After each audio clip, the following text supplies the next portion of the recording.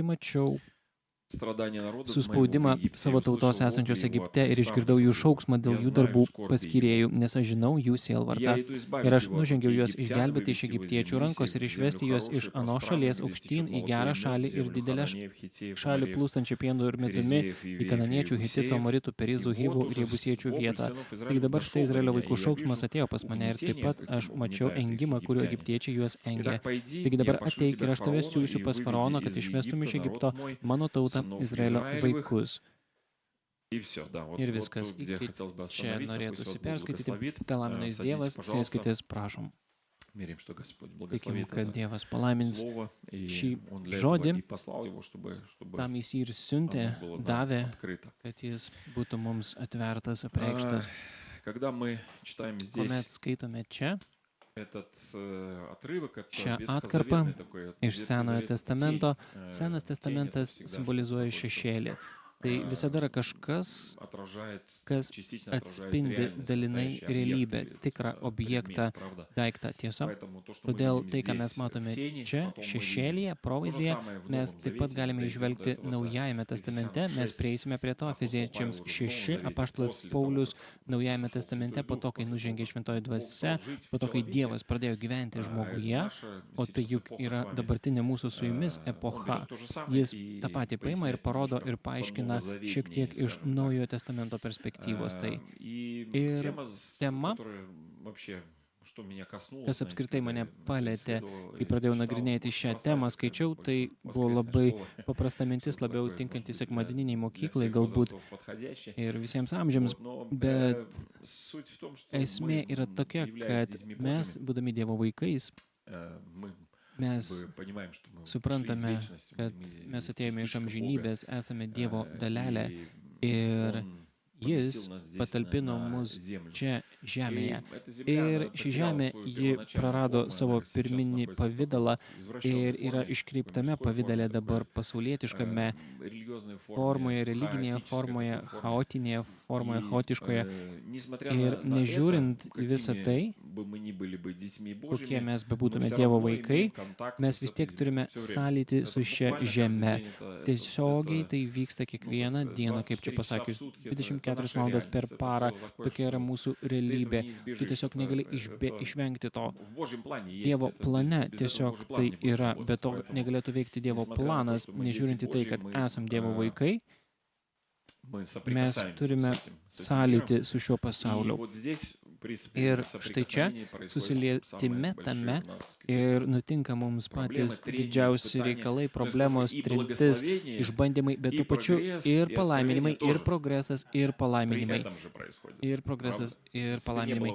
Jeigu nebūtų visų tų trinčių kontakto, trinties, sąlyčio, kažkokios trinties tarp tų dviejų pasaulių, atrodytų, va, štai jis Dievo sūnus, Dievo dukra, aleliuja, viskas gerai, na, bet vis tiek jis ir ji susiliečia su šia žeme, turi sąlytį, netgi štai šia kūno. Ir čia mes galime išnagrinėti abi pusės, ir gerą, ir pozityvą. Ir netgi noriu pasakyti, kad kartais atrodytų, kad norėtųsi padaryti taip, kad tu tapai, pavyzdžiui, krikščionių, taip, įtikėjai, Dievas perkeitė tavo gyvenimą ir norėtųsi tiesiog visiškai paimti ir nuo visko atsiriboti, ar ne? Ar tokios mintis jūsų neaplankė? Kam visi tie dalykai? Tiesiog, jeigu kur nors ištrūktum, noriu pasakyti, kad daugelis religijų ir daugelis turi tokį supratimą ir netgi tokias praktikas atlieka pilno atsiskyrimo, kai žmogus, sakykime, visiškai save pašvenčia dievybei, Dievui, ar kam jis ten betarnautų, jis atsiskiria, vieni atsiskiria vienuolyną ir visiškai atskiria save nuo bet kokių malonumų, gerumų, gerovių, nuo kitų žmonių, atskiria save nuo dar kokių nors dalykų, nuo civilizacijos, nuo kažko dar ir yra atsiskyrę tokioje aplinkoje, nuo šalyje tokiu būdu, nori turbūt parodyti, kad jie neturi sąlyčio su pasauliu. Kad toks žmogus jau yra visiškai atsiskyręs, jis dar gyvas šiame kūne, bet jis arba ji kažkur per didelį nuotolį yra kažkur atsiskyrę nuo visų tų dalykų. Ir yra žmonės, kurie turi tokius supratimus ir dėl to atsiskiria vieni į gamtą, lotoso pozoje praleidžia daug laiko, maitinasi oru ir energijomis visokiamis ir susitelkia, visą dėmesį sutelkia į kažką, kaip čia taip tai vadinasi, meditacijoje, medituoja ten kažkur netgi galvoje, panirę kažkur mintise, net ne žemėje kažkur atsiskyrę, bet galų gale toks žmogus vis tiek numiršta, mes suprantame, bet kol jis yra gyvas, medituoja ten, žinot, jis kažkur tarsi randasi kitoje būsenoje ir, žinot, iki tokio kraštutinumo prieiti ne kiekvienas gali, bet galbūt kai kurie žmonės turi valios jėgą, kad gali tam ryžtis, mes galbūt neturime tokios valios jėgos, todėl kiti gali pasakyti, na gerai, gyvenkime komunose. Tiesiog atsiskirkime ir gyvenkime tarpe tik tų, kurie tiki tokiu būdu, kaip mes ir kurie yra tokie geri kaip mes ir kurie taip pat tokie amžini, sakykime, su jais dar kažkaip bus galima turėti sąlytį ir bus lengviau. Mes žinom, kad yra daug religijų, kuriuose žmonės gyvena komunose. Jie pasistato savo sienas, tvoras ir stengiasi už tvoros nežiūrėti, nors sunku tai yra mūsų laikais, nes, nežinau, pavyzdžiui, Amerikoje yra žmonės, amišai, amonitai, jeigu buvote Amerikoje, matėte turbūt gal juos, kaip visą tai vyksta, jie gyvena visiškai ten su savais supratimais, arkliais, vežimais važinėja, rengiasi įprastu būdu, labai kukliai ir taip toliau viską daro. Ir tik savo tarpe stengiasi išlikti ir gyventi, atsiriboti nuo visko. Noriu pasakyti, kad aš neteisiu nei tų, kurie yra vienuolyne, kurie lotoso pozoj ir kurie grupėse kaip komunose, jeigu jiems tai padeda, tai gerai, jeigu toks yra supratimas, bet mes vis tik, kai skaitome Bibliją, Naująjį testamentą, mūsų didžiausias pavyzdys yra Jėzus Kristus. Tai yra tai, į ką mes lygiuojamės, kokie mes norėtume būti, tiesa, ir kuomet mes žiūrime į mūsų viešpatį, kuriam mes tarnaujam, jis gimė tvartelėje, tarpe paprastų žmonių, ūkininkų ir taip toliau, tokioje terpėje. Vaikystėje mes matome, kad Biblijoje aiškiai yra nurodoma, kad jis su giminaičiais laiką leido, nes pamenat, jis pasimetė kažkur šventykloje ir Marija su Juozapu pagalvoja, na, greičiausiai jis su giminaičiais. Kitais žodžiais tariant, jis nebuvo, žinot, toks tiesiog paprastas ar atsiskyrusi būtybė, kuri su niekuo neturėjo kontakto ryšio, nevalgė, nebendravo, su niekuo kitu neleido laiko ir taip toliau. Atvirkščiai, priešingai, mes matome, kad jis žmonių sukūry tarpe visada buvo, kur gimė, kur jis buvo.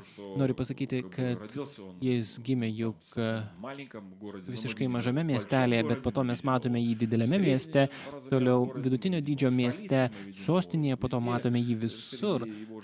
Jo gyvenimo etapuose, įvairiose terpėse matome jį. Visą jo gyvenimą, 30 kažkiek metų, jis nugyveno savo tautos tarpe, jis sukosi savo tautos tarpe iki tokio lygmens, netgi iki tokios žmonių terpės, kurie jį teisė. Ir sakė, o kodėl tu, sakė, jam leidi laiką su nusidėjėliais, muitininkais ir taip toliau.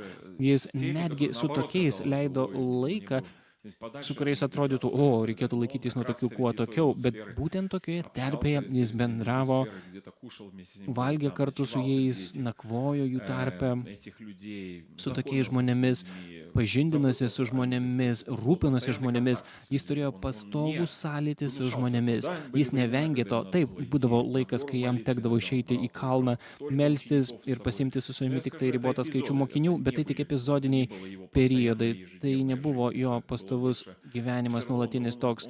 Vis tiek jis atėjo pas savuosius, rašte parašyta, jis atėjo pas savuosius. Jis juos savais ir laikė. Pamenat, kai jis pasakė, aš norėjau apskritai surinkti, suburti jūs kaip višta savo paukštelius po savo sparnais. Kitais žodžiais tariant, aš nenorėjau visų jūsų atskirti ir sakyti, eikit visi kuo toliau nuo manęs. Aš čia viešpats, ne, atvirkščiai, jis norėjo juos surinkti, suburti, susirinkti, kartu būti, kad jie kuo daugiau kartų praleistų laiko. Jeigu 5000 ateidavo jo susirinkimą, jis neišvydavo, jis norėjo, kad visi kartu būtų. Tegul jie tik pavalgyti atėjo gerai, pavalgė, bent pavalgė gerai. Bet aš manau, kad jis džiaugiasi dėl to, kad jie pavalgė. Bet esmė kame? Jis nugyveno savo gyvenimą savo tautos tarpe. Jis gyveno įprastą žmogišką gyvenimą, nugyveno. Ir nukryžiuotas jis buvo tarp dviejų nusidėjėlių, akivaizdoje jo paties tautos. O kai prisikėlė, jis taip pat būtų galėjęs pasakyti, pakibti kur nors ore ir tiesiog, ką negalėjo, galėjo. Jis jau galų gale ir pradėjo kilti aukštyn, pakilo virš žemės tame kūne ir jie žiūrėjo į jį, kaip jis pakyla. Jis juk ir galėjo visą laiką pasilikti kyboti ten. Ir žmonės visi būtų žiūrėję ir sakė, o, čia tai kažkas tokio ypatingo. Bet kuomet jis prisikėlė, jis apskritai iš karto atsidūrė į žmonių terpę. Iš karto akimirksniu, vos tik, žinot, ateina ten, atėjo prie kapo, kai žmonės ir jo ieškoti, ir jis iš karto pradėjo su žmonėmis kalbėti. Jie norėjo apkabinti, sako, negalima, nelieskite manęs, po to, sako, bus galima paliesti. Tai buvo pastovi trintis, pastovus ryšys, sąlytis su tais žmonėmis, kurie gyveno čia žemėje. Ir vėlgi jis atėjo pas juos ir praėjo per sieną, susėdo su jais, mokė, bendravo, vėl su žmonėmis turėjo reikalą. Į Emausą ėjo 2 ir atrodė, visa planeta buvo apgyvendinta žmonėmis, kiek milijonų, milijardų tą akimirką buvo, aš nežinau, bet jam buvo įdomu prasieiti, pavaikščioti su 2 žmonėmis po prisikėlimo. Jis praleido 40 brangių dienų žemėje po prisikėlimo. Ir iš viso to visame tame laikai skyrė specifinį laiką tiems 2 žmonėms. O kodėl negalėjo per televiziją, kad būtų jis parodytas? Kodėl negalėjo tai būti? Kodėl jis neatsistojo, neparodė stebuklo viešo, kad visi apalptų ir žino, kur nors arenoje, kad žmonės pradėtų alpti, žiūrėdami į stebuklus, kuriuos jis daro, kaip jis rodo, kaip kūnas pasikeičia. Bet jis ėjo pas individus, pas žmonės, jis valgė su žmonėmis. Pamenat, kai jis jau buvo prisikėlęs, jis pasakė, štai žuvis, pavalgykim. Ar galite įsivaizduoti? Aš tiesiog bandau įsivaizduoti. Jėzus prisikėlęs žemėje vaikšto, jis turi 40 dienų. Aš turbūt jam tvarkaraštį kitaip sudaryčiau, žmogiškai tariant. Sakyčiau, žiūrėk, ir čia naktį susirinkime, čia dar ir tą padarykime, o čia taip ir taip, o ten taip ir taip ne. Čia per daug žmonių. Nagi, pakvieskime daugiau žmonių ar kažką tokio. Maistui leisti laiką, o kam? Suprantat, žmogiškai mąstant, bet jis atėjo pas žmonės, jis buvo žmonių tarpe. Ir tai tokia yra Dievo prigimtis. Kur yra žmonės, jis ateina į jų tarpą, jis surinks juos ir taip toliau. Ir štai jis parodė mums šį pavyzdį to, kad ateidamas į šią žemę, jis nuolatos turėjo ryšį, sąlytį, kontaktą. Nuolatos turėjo sąlytį su tam tikrai žmonėmis. Nebuvo tokio dalyko, kad, žinot, jis visą gyvenimą nugyventų kur nors, jis būtų turėjęs savo kalną, viršūnę, į kalną įkoptų ir jam būtų atnešę valgyti ir visi tik pas jį eitų kaip pas kokį išminčių, eilėje stovėtų kaip į Meką ir ateitų, lenktųsi, o jis toks sėdėtų ten toks palaimingoje būsenoje. Ne, jis ir vaikščiojo, ir asilų jodinėjo, plaukė laivu, pakliuvo į audrą, buvo svečiuose, nakvojo svečiuose kažkur dar, iš vieno miesto į kitą ėjo pėsčiomis, pavargdavo, pervargdavo. Žinot, kaip normalų žmogišką gyvenimą nugyveno kaip mes. Kartais jis gyveno dar sunkesnėse aplinkybėse nei mes šiandien. Jeigu taip paėmus, jam sunkiau buvo gyventi, jis neturėjo net savo gyvenamosios vietos, kad turėtų kur gyventi. Drabužiai buvo jo labai paprasti ir taip toliau. Todėl jis parodė mums pavyzdį to, kad jis turėjo sąlytį nuolatinį su šia žeme. Nuolatinį sąlytį su žmonėmis, žmogiškais. Ir pradedant nuo Senojo testamento, dabar mes matome, kad žmogus, mes suprantam, Jėzus buvo Dievas, bet žmogus, kuomet jis susitinka su Dievu, jo viduje kažkas keičiasi.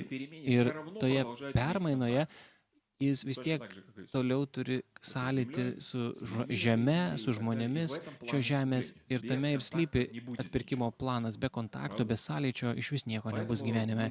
Todėl mes čia galime išvelgti, kad kai Mozė, kai Dievas nusprendė su juo susitikti, perkeisti jo gyvenimą, suteikti jam įgaliojimą, buvo pasakyti labai įdomus žodžiai.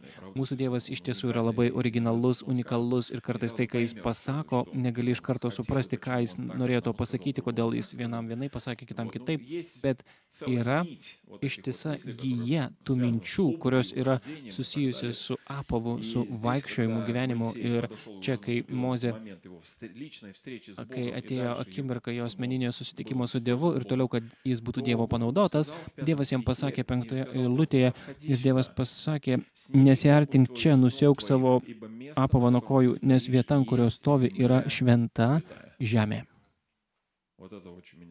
Tai mane labai sudomino, kai perskaičiau, todėl, kad faktiškai, jeigu taip jau bandyti išnagrinėti, ta vieta, kur augo tas krūmas, juk buvo tokia pati žemė, ten kaip ir visa, bet kuri aplink toliau buvusi žemė. Tiesa, kas padarė tą žemę šventą, tą vietą? Dievo akivaizda, tik Dievo akivaizda, niekas kitas. Jeigu mes dabar galėtume nuvažiuoti į tą vietą pagal GPS surasti vietą, mokslininkai, kurie sako, kad tas degantis krūmas buvo vienoje vietoje, kiti sako kitur. Jeigu žmonės sužinotų, kur tiksli vieta, tai žmonės ekskavatoriais išskaptuotų tą dykumos žemę vietą, nesakytų, tai ta šventa žemė. Bet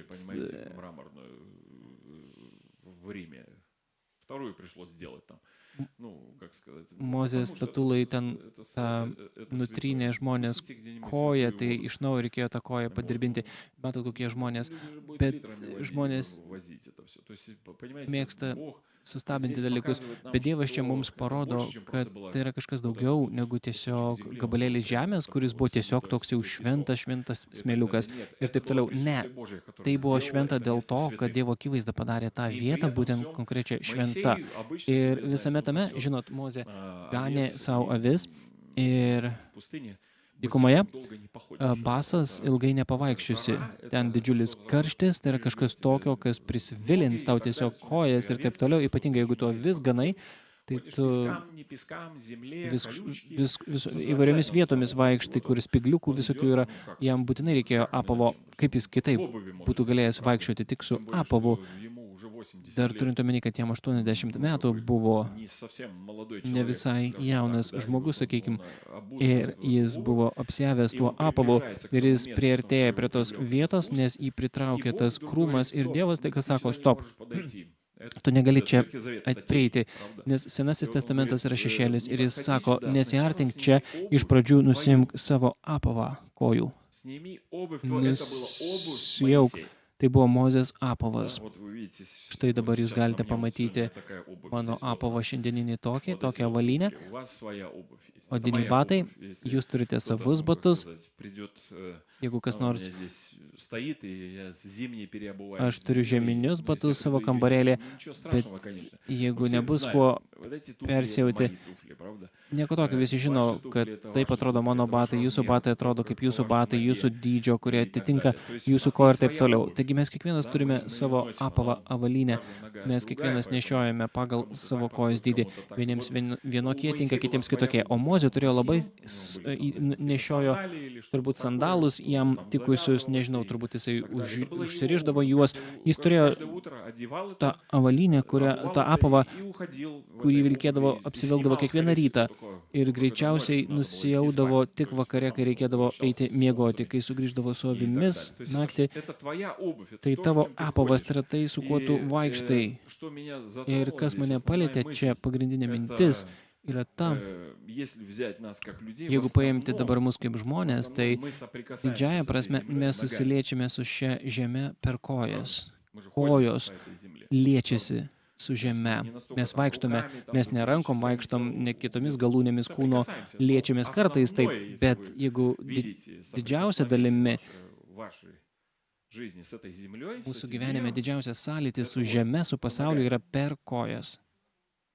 ar ne? Это Tai yra наш tai, kaip точка контакта tai с mūsų этим, sąlyčio с taškas этим миром. su šiuo И pasauliu per kojas. самое интересное, Ir это то, įdomiausia yra что tai, kad когда kuomet вот это мы есть мы, štai и čia вот это вот esame есть mes земля. ir štai čia yra ši žemė. И обувь Ir это apavas как yra tarsi слой, это как sluoksnis, фильтр, это как tarsi что-то между filtras, tarsi kažkas тобой и tarp этим миром. tavęs ir šio pasaulio, ar ne? Ну, давайте я вам покажу. Leiskite jums parodyti Я люблю что-нибудь показывать. vaizdų pavyzdį. Man patinka Вот, kažką вот, rodyti. вот Ir она, štai, да. žiūrėkit, Вот она земля, štai žemė, вот он ты. štai А tu, вот это то, o что стоит čia между yra тобой tai, и kas stovi землей. tarp tavęs ir tarp žemės, Правда? ar ne? Тем, чем ты Tai yra соприкасаешься tai, kuo tu susilieti с этой землей, в основном это su подошва šia žeme. ботинок. Tai padas tavo batelio. Так вот, Taigi, Бог говорит Моисею, Dievas я sako хочу Mozei, для aš этой noriu встречи, чтобы мы с тобой šiame нормально susitikime, встретились, kad mes поговорили, galėtume gerai чтобы я susitikti, поменял pabendrauti, тебя из kad aš galėčiau Моисея, perkeisti tave бегущего iš в Mozės Моисея, bėgančiojo избавителя. Мне надо, į чтобы ты išlaisvintoje. снял вот Man этот reikia, kad tu слой, nusijautum tą sluoksnį, который nusivilktum, соединяет, kuris стоит между тобой sujungia, и вот этой землей, вот liečia, сними его. kuris stovi tarp tavęs ir šios Я žemės. хочу, чтобы ты со Nusijauk. святой Aš землей noriu, kad имел tu su šventa босой žeme контакт, turėtum basą kontaktą, прямой pliką контакт, kontaktą, понимаете? tiesioginį Нет kontaktą. слоя, нет вот Nebėra этого sluoksnio, чего-то, nebėra что to стоит kažko, между kas stovi тобой tarp и tavęs святой землей. ir šventos žemės. Это Ветхий Завет. Tai Я не Senas говорю testamentas. сейчас, Aš понимаете, dabar сейчас nekalbu, nes, žinot, galima būtų pasakyti, prašau, dabar negaukite prieškimo visi apie tai, kad reikia apskritai basiems vaikščioti žiemą, vasarą. Yra tokių, kurie išbėga į kiemą basi, aš ne prieš tai, kai kam galbūt net ir naudinga, tai kiti sako, ne, reikia tik basiems vaikščioti žemė ir viskas ten per žemę. Visa tai yra gerai, bet į darbą aš manau, kad jūs vis tiek ateisit, jeigu basi ateisit, tai po kurio laiko kažkas pradės pokalbį su jumis šiuo klausimu, kodėl basas vaikštot į darbą. Toks jau yra mūsų pasaulis. Supraskite, ten buvo Senasis testamentas ir ten matome provaizdį, todėl mes norime dabar išvysti, ką Dievas norėjo pasakyti. Tas sluoksnis, kuris skyrė Mozę nuo žemės, kad tai būtų patraukta, jis norėjo tiesioginį kontaktą turėti tu ir šventoji žemė, jokių batelių ten nereikėjo. Ir dar to pačiu, kas įdomu, Biblijoje tiesiog yra parašyta juodu ant balto, nusijauk savo apavą, tai tavo apavas, tai tu pasirinkai jį, tu taip užsisegiai, taip pats savo išsirinkai štai tokį didelį dydį arba uždarą apavą ar atvirą apavą ir taip toliau. Tai buvo tavo pasirinkimas, tai tavo gyvenimas, tai tavo filtras, per kurį tu turi sąlytį su šiuo pasauliu. Aš noriu dabar, kad tu visą tai pašalintum, tu dabar turi švarų kontaktą su manimi, tiesioginį kontaktą, sąlytį su manimi, su šia šventa vieta. Aleliuja. Ir toliau, kas nutiko, mes skaitome čia ir matome taip pat Mozės gyvenime, kad po to įvykio, po to, kai Dievas pasakė, tu dabar nusimki šį apavą ir pastovėk ant šios šventos žemės, toliau, kas seka, Dievas siunčia jį eiti. Suprantat, viskas yra susiję su vaikščiojimu, jis kažkur turėjo eiti iš tos vietos. Taigi, tam, kad tu gautum įgaliojimą iš Dievą ir Dievas galėtų tave panaudoti, tau reikia patekti į šventą žemę, ant šventos žemės basam. Kitais žodžiais tariant, turėti tiesioginį ryšį, kontaktą, sąlytį su Dievu ir toliau Dievas vėl panaudos tas pačias tavo kojas, bet jos jau eis nebe į Midjaną, ne avių ganyti, neš tave, bet eis pildyti tą konkretų įgaliojimą, kurį Dievas tau davė. Aleliuja. Tuo pačiu ir matom, kad jis nuėjo į Egiptą.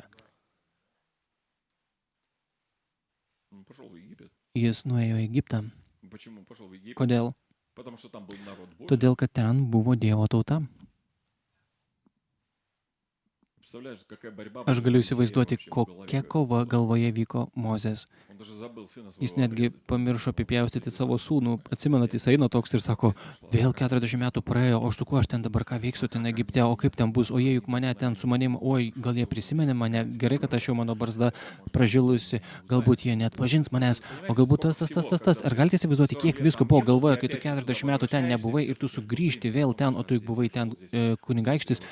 Ir aš juk čia išeidavau, vaikščiojau, čia buvo kiemas faraono. Ir ar galite įsivaizduoti, juk tai žmogus, jis nebuvo robotas, juk prisiminimai, viskas iškilo. Ir jis dabar jau ėjo su įgaliojimu iš šventosios žemės. Aleliuja. Dabar pereikime prie mūsų. Tai šešėlis, provaizdis, dabar tolygiai pereikime prie Naujojo testamento, prie to, apie ką kalbėjo apaštalas Paulius, ir po to pažiūrėsim, ką pranašas pasakė apie šią akimirką. O galbūt nors žinot ką, galbūt iš karto perskaitykim, tai kažkur gale aš turėjau tą citatą, tas citatas, ten paaiškinta juose, ką tai reiškia mums. Brolis Branhamas paaiškina štai šią rašto vietą, tą pačią, ir jis sako, kalba pamokslė įtaka. Sako, Mozė protingas vyras, bet akivaizdoje to degančio krūmo jis turėjo nusimti apavą, nes jis buvo šventoje žemėje, jis nusižemino. Nusižeminimas, štai ką reiškia kojų apavas dangalas, tai nusižeminimas. Iš tiesų, tam, kad turėtum tiesioginį ryšį, sąlytį, ne per batelį, bet tiesioginį ryšį su Dievu, tu turi nusižeminti, nes apskritai dykumoje nusiauti apavą, kai balsas tau liepia nusiauti, tai yra nusižeminimas, pats iš savęs tas veiksmas. Toliau paskaitykime, pažiūrėkite, įdomu, pamokslas konferencijos 63 metai, brolis Branhamas sako, jūs sakote, kad jūs gimėte iš Dievo dvasios, bet neigite kurį nors žodį iš Biblijos. Tai parodo, kad jūs dar neatgimėte, jūs bandote tai priskirti kažkam kitam. Tai parodo, kad tai nėra šventoji dvasia, nes šventoji dvasia niekada negalės neigti savo paties žodžio, o jūs sakote, bet mano bažnyčia moko štai to ir to. Tai ir parodo, kad jūs negimėte, jūs gimėte iš bažnyčios, o ne iš Dievo. O čia yra Dievas ir jo žodis tiesa. Štai čia yra Seno testamento provaizdis, bet jis iš karto mums parodo, kokia yra mūsų būklė. Tiesa? Ir brolis Branhamas dramatizuoja specialiai šią akimirką ir sako, štai Mozė, pateptasis, nusimk savo apavą, tu esi šventoje žemėje. Ir kitais žodžiais tariant, Mozė girdi balsą sakantį, reikia daryti taip, Mozė, aš noriu, kad tu dabar padarytum taip, Dievas pats sako. Ir brolis Branhamas kaip ir dramatizuoja tokį netolimą Mozę religingą ir sako, kuris sako, o argi mano kepurės neužteks, kad ją nusimčiau, kodėl apavą? Kodėl brolis Branhamas pateikia pavyzdį, jis parodo žmogišką elgesį, kai žmogus girdi Dievo balsą ir sako, jeigu žmogus atgimė iš bažnyčios, tuomet jis iš karto turės savo pasiūlymą, savo variantą, savo alternatyvą. Dievas vieną sako, o jis ne savo turės kažkokį tai variantą. Apskritai pas mus Dievo akivaizdoje kepurę žmonės nusiema. Ką tu nežinai, ką tu nežiūrėjai, visi vat kepurę štai taip nukelia. Nežinau, galbūt taip yra priimta kažkur, kažkokioje bendrijoje, bet kitais žodžiais tariant, brolis Branhamas sako, štai šioje būklėje, būsenoje, tai yra bažnytinė būsena, tai yra kažkas, ką tu išmokai, kažkoks paprotys, tradicija, gera tradicija. Ne visur mes su kepurė juk vaikštome, su kepurė skrybelė. Kartais Lietuvoje netgi mes turime nusimti kepurę. Yra tam tikros vietos, nes kitaip žmonės nesupras, kodėl tu stovi su kepure. Tai yra pagarbos kažkoks momentas, laidotuvėse reikia pagarbą išreikšti ir panašiai. Žmonės nusiima kepurę, įeina į pastatus, patalpas ir nusiima. Ir štai žmogus ateina, kažkas bažnytiško ir Dievas sako jam, tu atėjai dabar į Dievo akivaizdą. Aš noriu, kad tu dabar nusimtum apavą, Dievas sako. O žmogus atsako, o aš nusimsiu kepurę. Ir brolis Branhamas sako, Dievas pasakė apavą. Ir tai yra tai, kad Dievas turėjo omenyje konkrečiai apavą. Dievas sako, gimti iš aukšto, tai reiškia atgimimą iš aukšto. Kitais žodžiais tariant, brolis Brankamas suriša štai šį nusiėmimą apavo su atgimimu iš aukšto. Jeigu Dievas pasakė, tu ateini pas mane, čia šventa žemė, tau reikia atgimti iš aukšto. Žmogus sako, o galbūt leisk man dar neatgimti, aš galbūt čia dar kažką padarysiu. Brolis Brankamas parodo pavyzdį, štai jums ir prašom, štai jums ir laba diena. Dievas tau pasakė, tau reikia atgimti iš aukšto. Ką jis pasakė Nikodemui? Tu turi atgimti iš aukšto. Suprantate, ne tai, kad, nori, atgimk, nenori, neatgimk, viskas okei.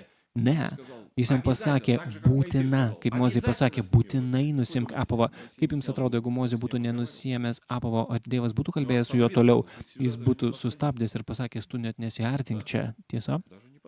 Net nemėgink artintis. Tu mano sąlygas turi išpildyti čia, jeigu nori būti Dievo tarnas, tiesa? O jis širdyje turėjo troškimą būti Dievo tarnu, tiesa? Jis dėl to ir egiptietį užmušė, jis stengiasi visomis pajėgomis, tik nesigavo jam, bet jis pradėjo įsiklausyti po to į Dievą. Paklausykit, brolis Brankamas dar įdomiau sako. Jis sako, taip, čia. Man labai patiko. Tai tokia buitinė gyvenimiška situacija. Tiesiog iki kaulų smegenų mūsiškė. Mano tiesiog nežinau, kaip jūs susitapatinsite, bet tai man labai atitinka. Mane brolis Brankamas kitame pamoksle sako, o kas, jeigu Dievas būtų pasakęs, Mozė, nusimk apavą tu šventoje žemėje, o jis būtų pasakęs, ačiū tau viešpatie. Žinoma, aš tikiu tavim. Bet vietoj to aš tiesiog kepurę nusimsiu.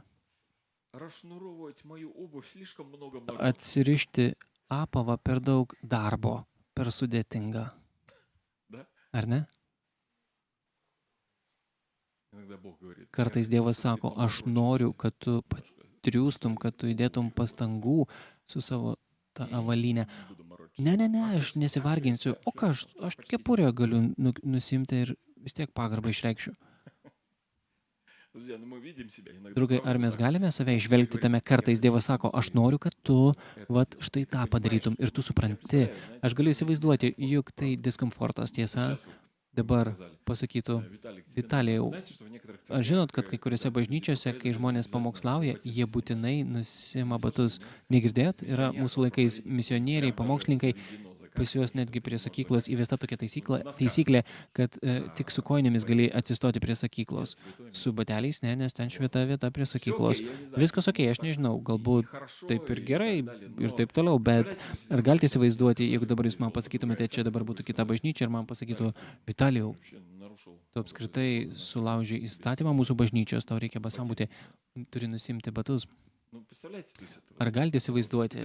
Ir tu iš karto įsivaizduoji, aš dabar turėsiu gaišti laiką tam, kad pasilenkti, kad šniurelius atriščiau, kad vieną batą nusivilkti ir po to antrą atrišti.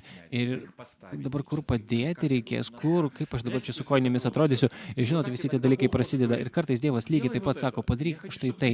Aš noriu, kad tu padarytum štai taip. O mes kaip pradedam savo piešti paveikslus, o man dabar lenktis reikės, o man dabar tą, o galbūt ne, o Dieve, galbūt aš kažką kitko padarysiu. Ar ne? Juk būna taip tiesa. Bet jis nori štai to, štai šito, nes tai atspindi jo žodį tiesa. Ir brolis Brankamas sako, ką dabar reikės atrišti raištelius mano batų, per daug vargo. Ir įprastai tai yra kažkas, kas yra susijęs su tuo, ko mes nenorime daryti. Žinot, kartais, kai būna, viešpatie, tai būna tavo valia, Dievas sako, eik ten, o žmogus sako, oi ne, Dieve, čia prieš tavo valią. Čia tikrai ne tavo valia, kad reikia tuos raištelius atsirišti ir, o viešpatie, geriau būčiau neklausęs tavo valios. Geriau būčiau savo ėjęs ir padaręs tik vaizdą apsimetęs, kad tai tavo valia, bet tu dabar konkrečiai išgirdai ir atsakei ir pasakei, eik daryk tą ir tą ir tą, ir tu toksai,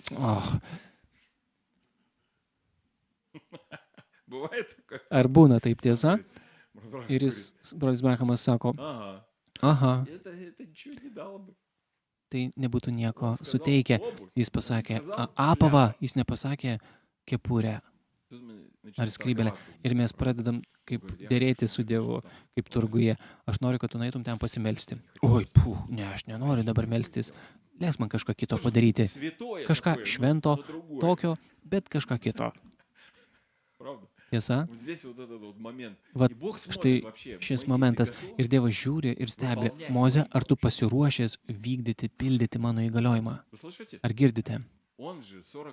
Jis juk 40 metų ruošėsi būti išvaduotojų, gelbėtojų, laimėdavo imtynės su egiptiečiais 1-0. 40 metų. Boksu užsiminėjo, vaizdžiai tariant. Ant suoliuko irgi sėdėjo ir jis ruošėsi. Ir štai vėl ateina akimirka ir Dievas nori patikrinti, ar tu jau pasirengęs pildyti ne savo įgaliojimus, bet mano įgaliojimus, mano nurodymus, tiesa. Ir jis pritraukė jo dėmesį, tas ugnies krūmas. Ir jis pradeda artintis ir žiūrėkite, mažas paprastas dalykėlis. Dar nereikėjo mesti lazdos, paversti vandens į kraują, dar nereikėjo stabdyti jam Raudonos jūros, nereikėjo didelių stebuklų rodyti, kilti į kalną ir švytėti po to, dar jam nereikėjo žiūrėti, kaip Dievo pirštas piešia akmenyje išraižo. Dievas tiesiog paprasto dalyko paprašė. Ar tu moki nusiimti apavą, jeigu aš tavęs paprašyčiau? Ar ne? Kas čia tokio sunkaus, nieko antgamtiško, tiesiog nusiimk apavą. Ir brolis Branhamas sako, jis nusiavė tą apavą. 80 metais žmogus, dykumoje tik tai be avytės, ir jis girdi tą balsą ir jis paklūsta. Ir Dievas sako, o, tai bent aš matau, kad tu jau pasiruošęs pildyti ir kažką daryti rimtesnio, stambesnio. Ir brolis Branhamas sako, reikia sekti eilutę po eilutės, tai, kad Dievas sako, ir susiderinti su juo žodžiu. Dievas sako žodį savo. Aleliuja. Todėl Dievas padarė taip gyvenime Mozės, kad ta avalynė, apavas jo, jis turėjo nusimti tą apavą, nusivilkti. Ir jis išėjo jau avėdamas naują apavą įgaliojimą. Amen. Ką reiškia avalynė apavas mums? Dabar mes perinam prie Naujojo testamento, mes susitinkam su Viešpačiu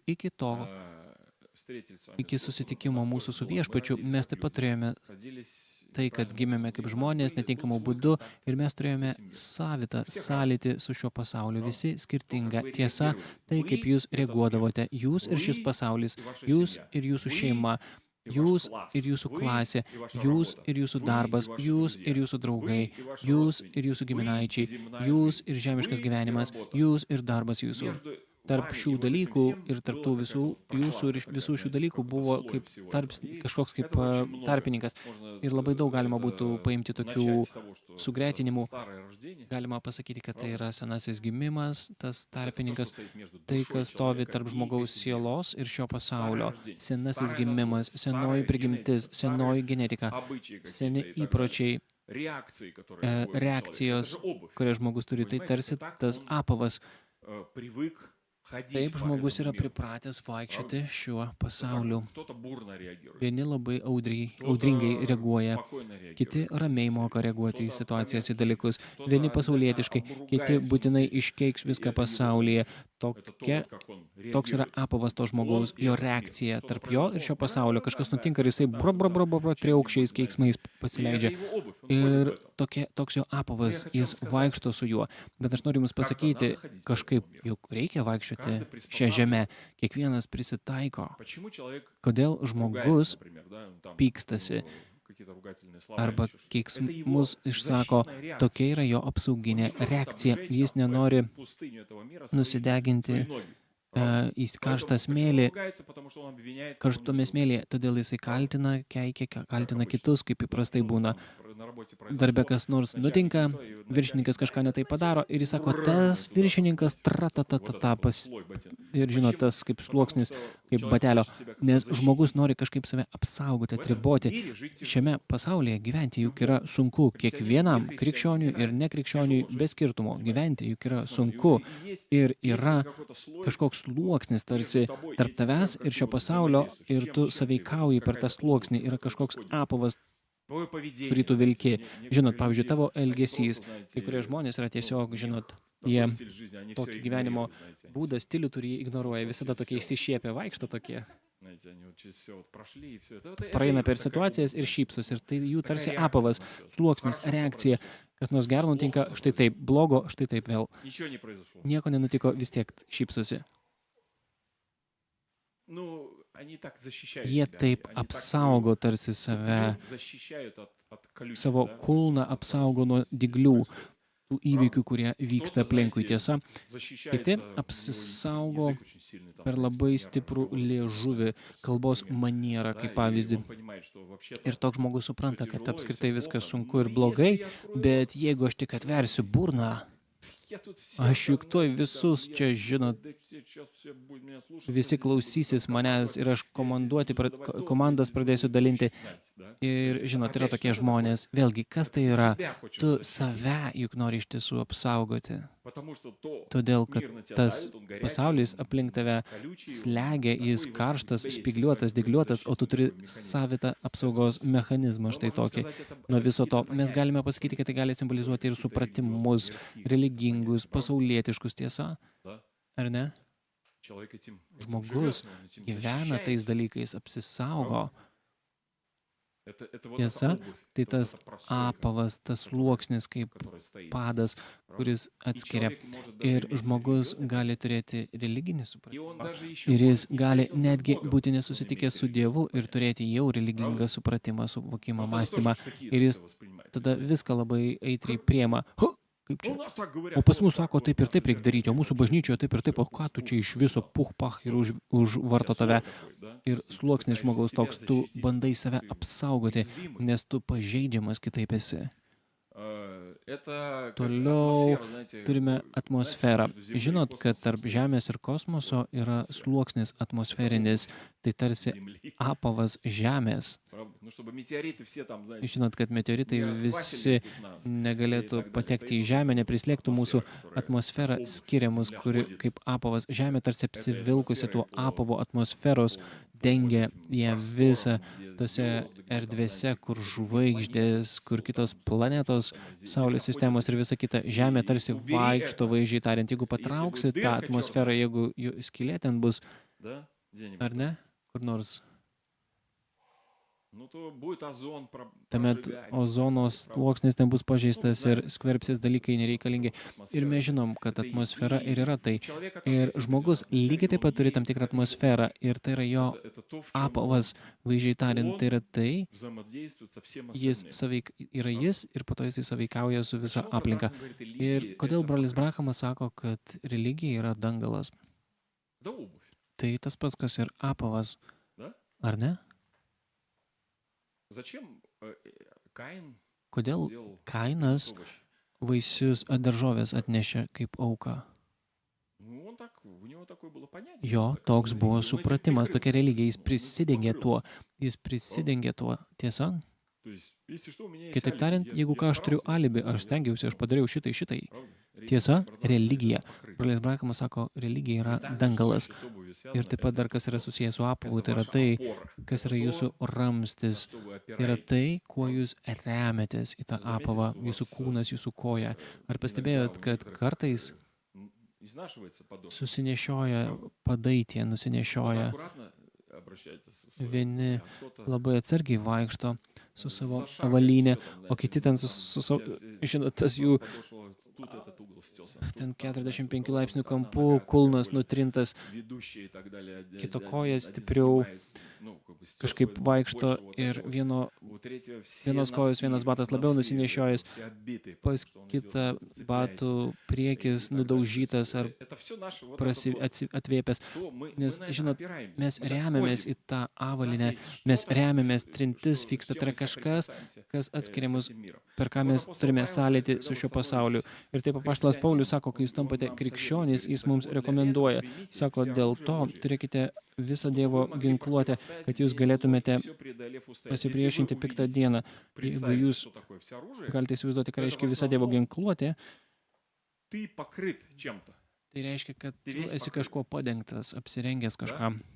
Шлем Tiesa, спасения, голова. išgelbėjimo šalmas tavo galva uždengta, Броня праведности, это krūtinšarvis грудная клетка и ниже. tavo krūtinės lasta Pojas, apsaugota ir žemiau, это здесь diržas вот štai это čia вот ties средняя juosmeniu, часть vidurinioji защищена, tavo и dalis еще можно apsaugota, повесить что-то и так ant to далее. diržo galima kažką dar Э, pakabinti. Щит Ir это ты можешь skydas всё себе apskritai tu защитить, gali вплоть до visą спины и save так далее, правда? uždengti То есть iki это- pat nugaros, это gali опять sukioti. покрытие этого, Vėlgi да. tai yra Меч dangalas, это tai тоже priedanga, защита, ну и skalavijas нападение irgi также. И ir обувь puolimui, также ir упоминается. apavas taip pat yra Другими paminėtas. словами, ты должен Kitais быть žodžiais tariant, покрыт tu turi būti чем-то, padengtas чтобы kažkuo, uždengtas, соприкасаться правильно с этим tam, миром, kad потому что teisingą ты sąlytį будешь с ним turėtum su соприкасаться. pasauliu, nes tu turėsi sąlytį su pasauliu, Обязательно будешь. būtinai Ты turėsi. не избежишь. Tu neišvengsi sąlyčio. Евангелие не зовет нас в монастырь. Evangelija nešaukia, nekviečia mūsų į vienuolyną, Не зовет нас. nekviečia mūsų į Евангелие не зовет vienuolyną. нас Evangelija в закрытую nekviečia комнату. mūsų į uždarą Евангелие komuniją, зовет komuną, нас, bendruomenę. Иисус сказал, «Я посылаю Jėzus вас как pasakė, aš овец siunčiu jūs kaip среди волков». avis į vilkų tarpą. О, Боже O мой. mano Dieve, Вы ar представляете? galite įsivaizduoti? Жертву среди хищников. Auką siunčia į Слабых grobonių среди сильных. tarpą, silpnuosius į stipriųjų tarpą Как siunčia. тогда это O овце kaipgi выглядеть? tuomet Ну, tai вот aviai такое išgyventi? всё оружие. Aš matau tik vieną išeitį, visą Dievo ginkluotę. Правда? Это Tiesa, должна быть вооруженная tu овца. tai turi būti apsiginklavusi Должна avis, быть tai turi būti закрытая со всех uždengta сторон. Если iš волк visų захочет pusių. Jeigu прокусить ей vilkas голову, ateis ir norės то у perkasti него jai шлем galvą, там есть. ji turės šalmą. Волк захочет Jeigu прокусить vilkas ей ногу, užsimanys там koją jai бронированная perkasti, обувь есть, ten понимаете? bus Захочет šarvuota apsauga. Если Jeigu захочет užsimanys наброситься ей на грудь, у неё mestis здесь ant броня krūtinės, есть. ji turės krūtinšarvį А, ir pabandys vilkas. а она не- O jinai tokia, ну, защищена. bet apsaugota. Правда? Tiesa? Она имеет контакт. Ji Друзья, мы turi будем иметь sąlytį. контакт с Draugai, волками, mes мы turėsime будем sąlytį иметь su контакт vilkais, с чем su угодно, kuo со tik всеми įmanoma, волками, su друзья. visais įmanomais Моисей не dalykais. пошел сразу же, Mozė знаете, в iš karto обетованную nenuėjo землю į и pažado не полез žemę там.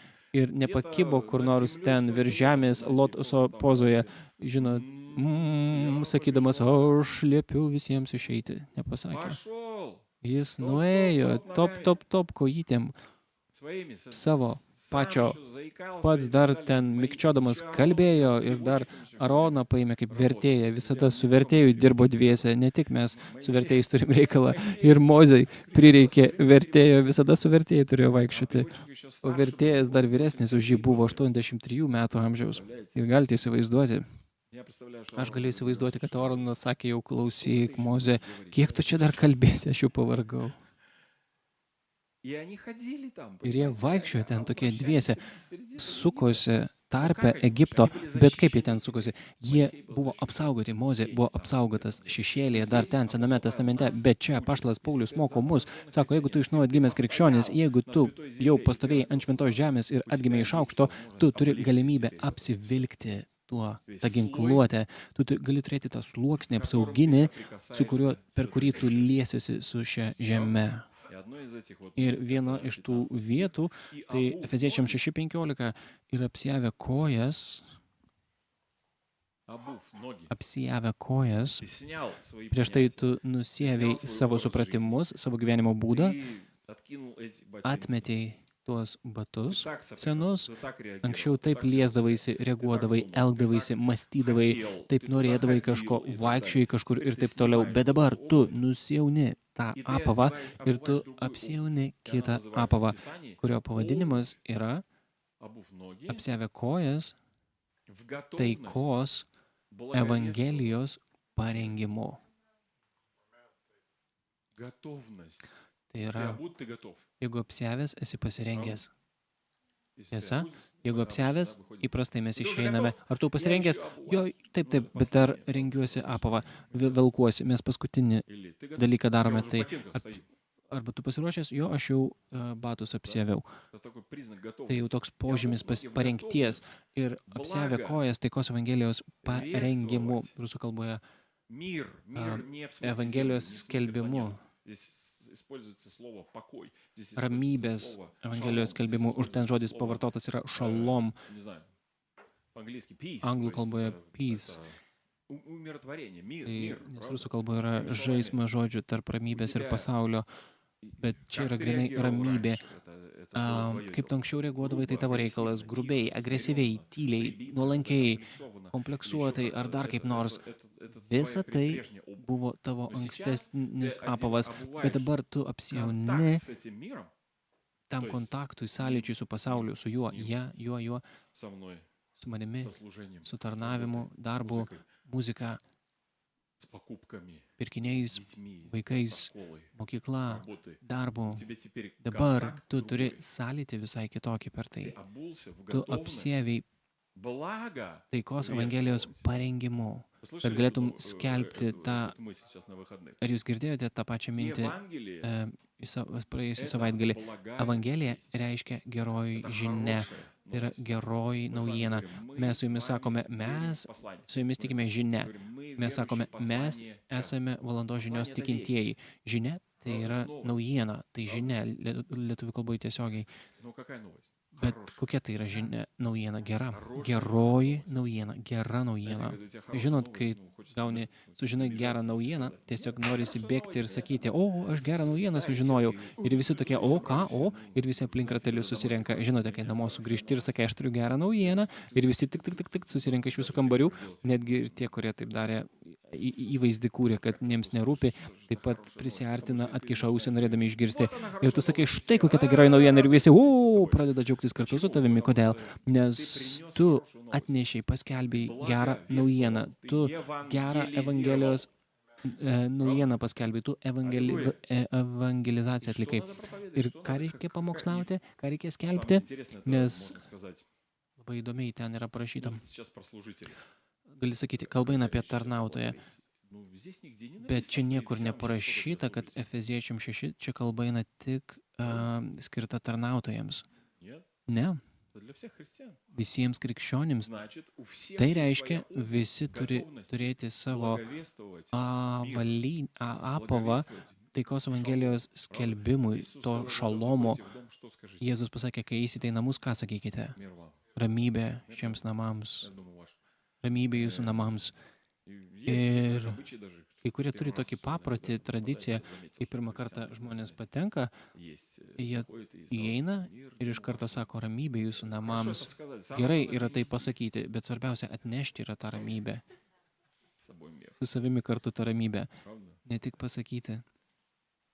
Taigi, ir tai, žinot, ši rašto vieta labai palėtė, kai mes dabar perinam iš Senojo testamentą į Naują, tai tampa aiškiau. Čia jau matome nebe šešėlį, čia matome realų apaštalą Paulių, kuris išgyveno atgimimą iš aukšto ir jis ne kažkur ten, žinot, taip, jis išvyko į Arabiją atsiskyręs, kad apsivilktų visų tuo.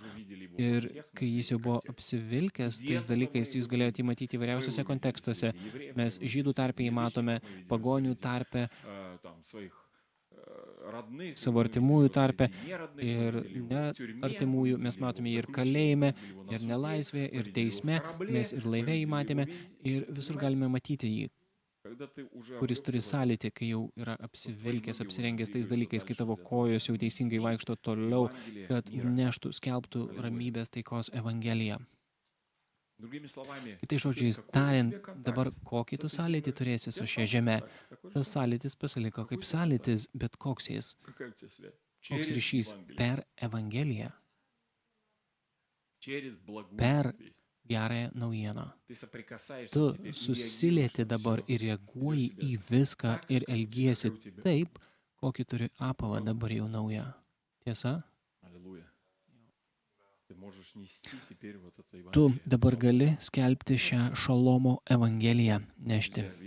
Draugai, aš jau iš karto dabar peršoku į pabaigą prie to, apie ką norėjau šiandien pakalbėti, nes kuomet brolis Brakamas pamokslavo pamokslą Šalom ir jis kalbėjo apie šią šviesą, apie tuos angelus šiuos, aš parodau tai tik kaip simbolį, aš nesakau, kad tik tai buvo šalomas, bet angelai atėjo ir atnešė gerąją naujieną Evangelijos. Gerą žinią atnešė šiai žemei. Ir brolis Brakamas pamokslauja pamokslą Šalom ir jame sako, draugai, ramybė jums, nebijokite, ramybė jums, aleliuja. Kitais žodžiais tariant, ši žinia įdeda į mus, patalpina ramybės pilnatvę, nusiraminimo Brolis Branhamas sako, krikščioniškas gyvenimas yra visiškai pagrįstas ramybė, poilsiu. Kas gali suteikti tau ramybę? Dievo žodis. Niekas kitas negali tau suteikti ramybės, atilsio, tik jis pats. Todėl, kai mes kalbame apie tai, kad tai yra tas šalomas, tai yra ta ramybė, kuri apsireiškia, atsidengia dabar, ar suprantat, kad visa žemė ieško ramybės? Žemė nėra ramybės. Tai tiesiog didelė bėda. Ir taip bando, ir kitaip, ir metus, ir 2, ir 3, ir 5, ir įvairiais metodais, ir visokiomis dėrybomis, pokalbiais, ir karas, ir nekaras. Tai yra didelė bėda. Ramybės nebuvimas, tai yra bėda. Noriu pasakyti jums, kad mums su jumis nereikia ieškoti ramybės. Ramybė, šalomas atėjo mūsų ieškoti. Jis atėjo ir surado mus. Jis pasakė, Vitalijau, jis pasakė, ten, Ane, Antonai, kas bebūtų, jis pasakė, nusiauk dabar tai, su kuo turėjai sąlytį, ir apsiauk štai šiuo, apsiauk mano žodžiu, apsiauk šiuo šalomu, apsiauk parengtimi, visur įnešti tą ginkluotę, atnešti štai šį, įnešti šalomą kitiems, atnešti, pateikti, paskelbti. Aleliuja. Mes su jumis tikime, kad tai yra šviesa iš kitos civilizacijos. Tiesa? Fizinė, taip, fiziškai taip, tai buvo nufotografuota, bet brolis Branhamas sako, tie angelai atėjo iš amžinybės. Tai reiškia, kad mes su jumis matome šviesą kitos dienos artėjančios. Ar galite įsivaizduoti, kokia paguoda, kai tu važiuoji tunelyje ir nematai jokios šviesos, tai siaubinga, tai nemalonu. Žmogui tai nepriimtina ilgai būti ir išgyventi tokiose aplinkybėse, bet Dievas mums parodė šviesą tunelio gale. Mes suprantame, kur link mes einame, judame, mes suprantame, kas artėja, kas laukia šio pasaulio.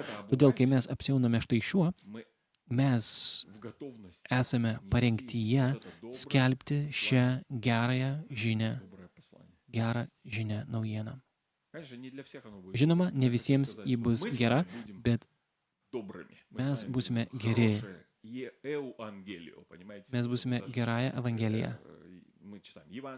Mes skaitome Evangeliją ir taip toliau. Bet tas žodis susideda iš dviejų dalių. Tai yra geras, o ta angelos, angelijo, tai reiškia žinia, geroji žinia. Gera žinia, gera naujiena.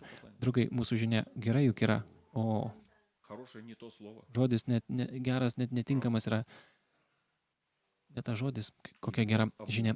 Ir Dievas apvelka mus, aprengia mus tam, kad mes skelbtume štai šį šalomą. Tai yra tas pats šalomas, draugai, kuris štai čia yra pavadintas Evangelija. Morkaus Evangelija, Jono Biblijoje yra ir taip toliau. Tai yra tas pats, tai ta pati Evangelija, tik tai yra mūsų dienai skirta atėjo pas mus. Aleliuja, šlovė tau viešpatie, todėl tarp mūsų ir šio pasaulio yra apavas.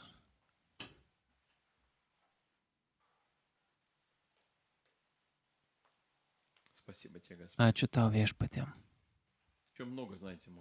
Daug dar būtų galima kalbėti apie vairius provaizdžius, galbūt mes pratęsime, taip pat yra išėjimas, išėjime reikėjo apsiauti, kai jie išeidinėjo. Tai taip pat yra Boazas, kuris nusiavė apavą, batą. Ir pamenat, nusiavė savo apavą ir užtvirtino tą sandėrį. Tai susiję su atpirkimu, su nuotakos išpirkimu. Šlovė tau viešpatie, draugai. Pats Boazas nusiėmė apavą, kad parodytų tai tiesioginis ryšys.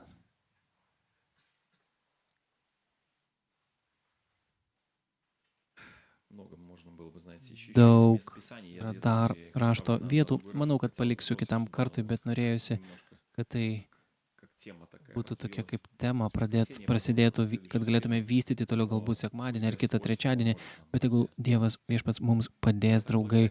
Esu toks dėkingas Dievui už tai, kad jis pakeičia mūsų apavą, pervelka. Noriu pasakyti, apavas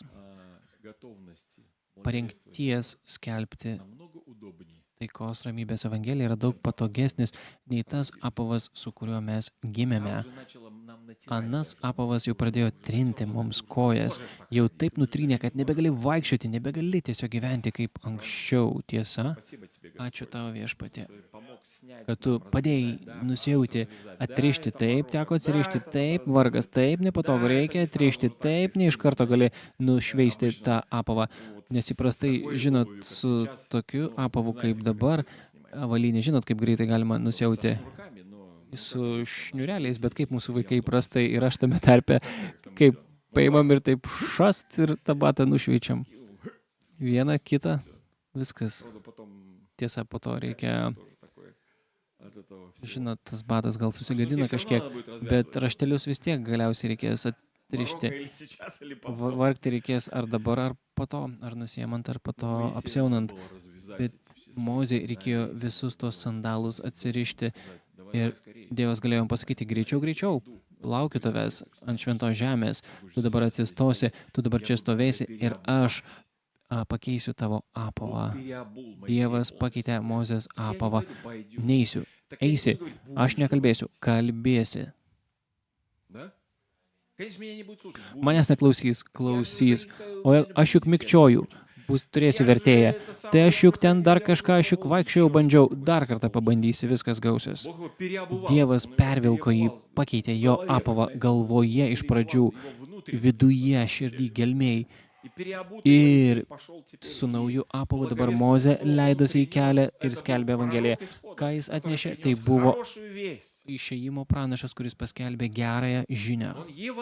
Jis evangelizavo, kitai žodžiais tariant. O kas atsiliepė? Faraonui juk nepatiko, egiptiečiams visai nepatiko, bet hebrajams patiko. Tai reiškia, kad bus tokių, kuriems tai taip pat bus geroji naujiena. Vieniems tai bus bloga žinia, ką, be vargų, kaip mes čia dabar, mes juk gyvenome, išlaikėme juos iš mūsų socialinės sistemos 400 metų, o dabar jie paims taip šiaip savo ir išeis, kas čia per naujienos, o kaip su mokesčiais bus, o kas dirbs, jie juk vergai apskritai, ne, mes netiduosime, jų neleisime. Egiptiečiams tai buvo, faraonui tai buvo blogoji žinia, bet žydams tai buvo geroji žinia. Tokia gera, kad netgi giminaičiai pasakė, ir mes su jumis išeisime. Ar kitų tautų gal ir sako kažkoks judėjimas, čia šach ir iššoko į tą vagoną. Bet po to mes matome, kad nieko ten stipriai jiems neišdegė. Bet mes dėkojame Viešpačiui, kad Mozė paskelbė gerąją naujieną. Gerąją. Vyrukai, jūs išeinat.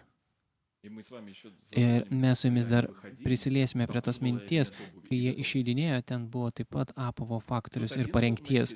Ten iš pradžių vienas Mozė turėjo nusijauti apavą ir būti kitu apvilktas. Taip. O čia visa tauta turėjo apsivilkti, apsiauti. Šlovė Viešpačiui. Draugai, mūsų amžiuje taip pat buvo pranašas, kuriam teko apavo pakeisti, kuris susitiko su Dievu veidas į veidą ir Dievas pakeitė jį, jo apavą iš baptistiško supratimo, boksininko, indėniško, amerikietiško, vargšo, branchamų mąstymo iš darko. Tiesiog paėmė ir tuos batelius nuėmė ir uždėjo jam naujus. Ir iki tiek, kad jis galėjo atnešti mums tą parengti, skelbti tą šalomą. Draugai, aš noriu jums pasakyti šalom. Pamenat, jis pasakė, mes juk ir giedame tą giesmę šalom. Jis skelbė mums šią gerą žinią, ne tik savo pamoksluose, bet ir savo gyvenime pavyzdį parodė.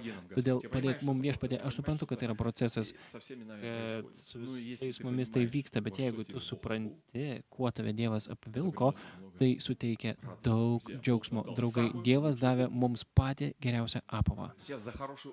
Dabar už gerą apavą žmonės 1000 eurų sumoka, patikėkit, mes su jumis čia nueiname į kokį nors parduotuvę, padėvėtų batų, kur kažką gaunam geresnio ir sakom, o, kokį gerą apavą nusipirkom avalynę. įgijau, o kiti žmonės supranta, ne, juk ten yra visokie dalykai, čia dinamika, kojos atitinka, ten su sąnariams daro įtaką, už tūkstančius perka avaliną, po to vaikšto tokie, o kūnai, kaip gerai jiems. Žinot, sportininkai, pavyzdžiui, kiekvienas sportininkas turi savo asmeninę avalynę, kartais su bloga avalinė gali viską susigadinti, ir stuburą, ir kojas, ir sąnarius, ir taip toliau gali jiems pakenkti. Bet aš esu toks dėkingas Viešpačiui, Dievas parinko kiekvienam iš mūsų, nes mes visi turime skirtingus dydžius. Ar ne? Mano avalynė jums netiks. Netiks. Sesė turi vieną, Joana kitą turi. Kartais atrodo dydis vienas ir tas pats, bet vieno koja platesnė, kito siauresnė. Vienas plokščiapėdis, kitas dar kitoks ir visokie parametrai skiriasi kojų. Kitas labai storą kojų nešioja, todėl jam reikia labai didelio dydžio. Yra daug įvairių ypatumų individualiai. Tai parodo, kad Dievas mus aprengia individualiai. Todėl, draugai, jeigu aš paimsiu savo odinius batus, galbūt net pačius geriausius, šalomiški labiausiai batai, labiausiai gerąją naujieną skelbiantis, aš jeigu atsistosiu čia prie durų ir savo batų porą jums įteiksiu, pasakysiu, na, galbūt vienam, dviem ir tiks. Ir taip, pavaikščios ir pasakys, žinai ką, dydis kaip ir nieko. Nu, kartais galima padėvėti kito batus, kad galėtum kažką suprasti, bet galų gale tu vis tiek užsimanysi savo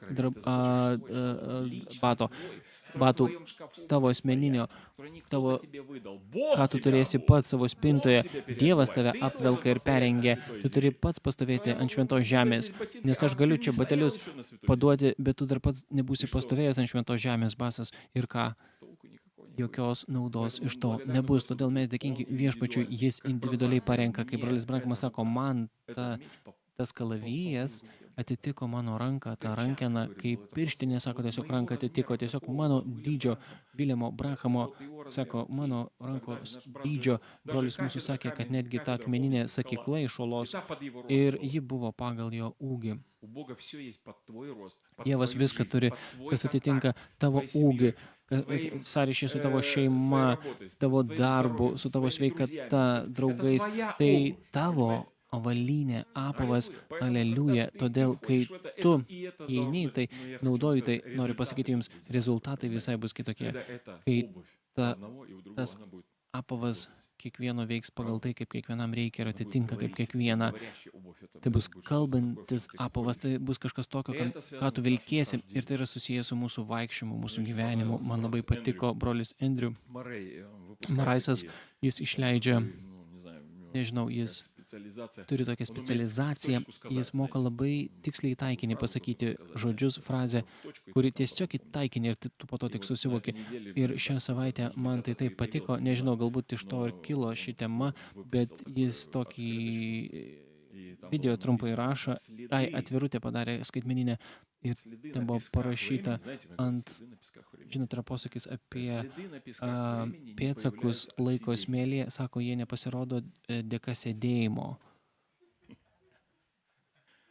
Ta prasme, pėdsakai laiko smėlyje neatsiranda dėl sėdėjimo. Jeigu tu sėdėsi rankas susidėjęs, kojan kojas, o kodėl tavo pėdsakų nesimato? Nes tu sėdėjai, o ne vaikščiojai.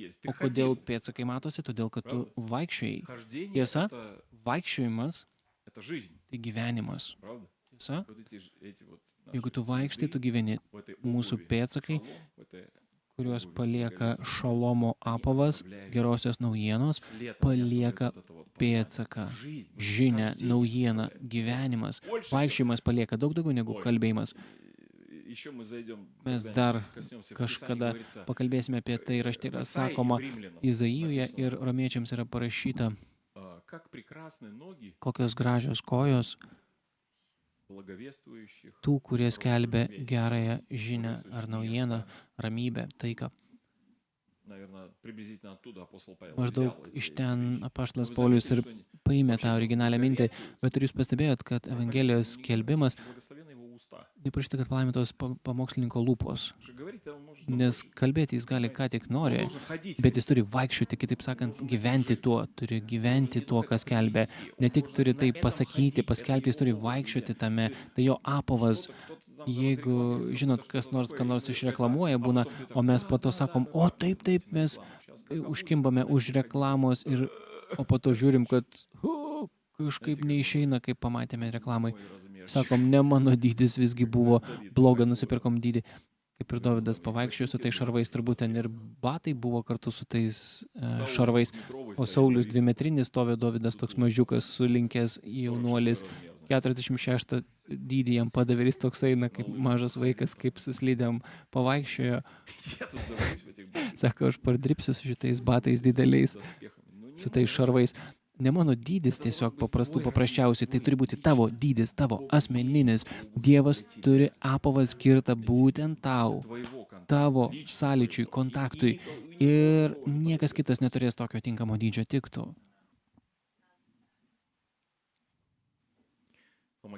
Padėkime mums Viešpatie, todėl manau, kad mes dar pakalbėsime apie tai, pamastysime, pasvarstysime, pagalvosime. Galbūt Viešpats dar kažką ir jums atidengs, tema labai paprasta, kasdienė, todėl tegul Viešpats jūs palaimins.